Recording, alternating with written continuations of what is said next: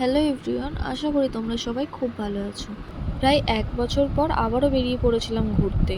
আমাদের এইবারের পুরো ট্রিপটি ছিল ৬ দিনের, আর এর প্রথম ডেস্টিনেশন ছিল দীঘা। এরপর প্রায় ভোর ৪টের সময় পৌঁছে গিয়েছিলাম আমরা দীঘাতে। আর দীঘাতে এসে তখন তো অন্ধকার ছিল, কিছু করা ছিল না, রুমে এসে ঘুমিয়ে পড়েছিলাম। আর ঘুম থেকে উঠেই দেখছি ব্রেকফাস্ট চলে এসেছে, তো ফ্রেশ হয়ে ব্রেকফাস্টটা খেয়ে নিলাম। আর এরপরে বেরিয়ে পড়েছিলাম মন্দিরে যাওয়ার উদ্দেশ্যে।